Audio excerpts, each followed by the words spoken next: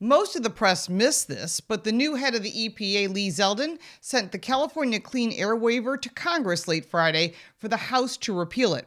SEMA has published a press release in support of this move on Friday, and President Trump had campaigned eliminating the electric vehicle mandate and bringing down prices. Republicans in Congress now have an opportunity to do both that and overturn California's powerful EV regime.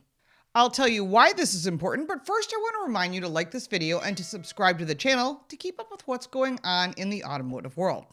Lawmakers have a unique opportunity to make things right with the American people and use their powers to halt the electric vehicle mandates. How? Well, under the Congressional Review Act, known as the CRA. Very important to remember that. It's a simple majority of both chambers that can overturn the regulation with a presidential signature. Now, passing a CRA resolution would be quicker than reversing the rule administratively. On February 15th, 2025, Lee Zeldin, chair of the Environmental Protection Agency, the EPA, sent the California Clean Air waiver, which is directly connected to the Advanced Clean Car 2 regulations, which are the EV mandates, to Congress for review. This is great news and has support from many groups, including the Special Equipment Manufacturers Association known as SEMA.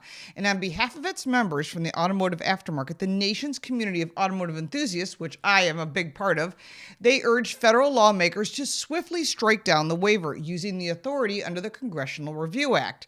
You can contact your elected congressman to support the repeal of the California powers, and that is your job to get on them to say, we elected you, you want to get reelected, you need to get this CRA done now. Now, the CRA states that if this is passed, the EPA and the federal government cannot reattempt to approve this rule. And the process allows the vote to come to the floor with an expedited fashion, forcing all members to go on the record with their votes, which helps us when it comes to elections. And if Congress votes to undo a rule, the agency cannot propose a similar regulation, and it would require an act of Congress to override the CRA. This could be good news. The EPA has reviewed the policy, and due to its broad applicability of the nation's economy and individual freedoms, the Clean Air Act lets the EPA, or the Environmental Protection Agency, grant such a waiver only to meet in, quote, compelling and extraordinary conditions. This waiver authority was intended to help California reduce pollutants that contribute to smog. But since they've been granted more power from the Obama and the Biden administrations, this is a perfect example of giving an agency too much power. And boy, have they had it go to their head, and they have made some extraordinary rules that have made it very difficult, not just for Californians, but for the entire country. CO2 doesn't directly cause smog, and California doesn't have any significant need to regulate vehicle greenhouse gas emissions than any other state. Regardless, the Biden and Obama administrations gave the EPA approval that the state can ban new internal combustion engine cars by 2035 and progressive, in quote, zero emissions vehicle quotas for automakers. What that really means is all electric cars by 2050. That was the plan.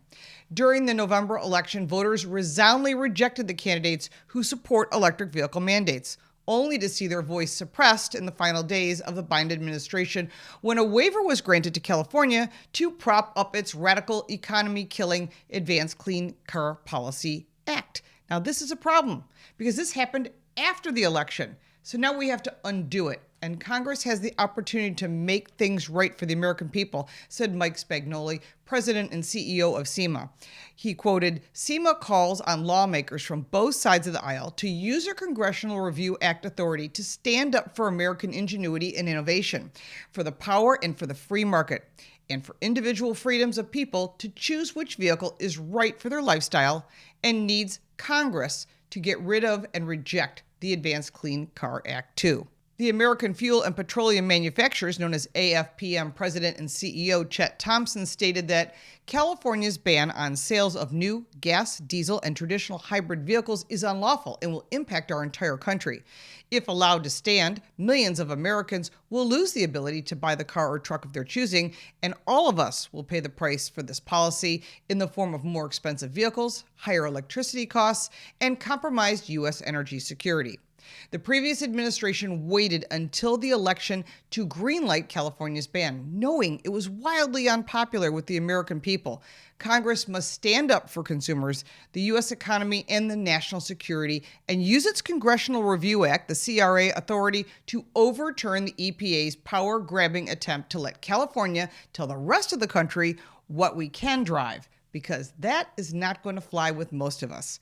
The government needs to allow consumers to choose what they want to drive, and car makers will make what they can sell, not what the government mandates. Let's keep our eye on this CRA and hope it gets signed, because once it's done, you can say goodbye to the California Air Resources Board. If you like this video, give it a like and subscribe for more videos like this, and check out our car review channel, Car Smarts. You can support me by buying me a cup of coffee, and if you want even more content, check out the links in the description. I'm Lauren Fix. Thank you so much for watching.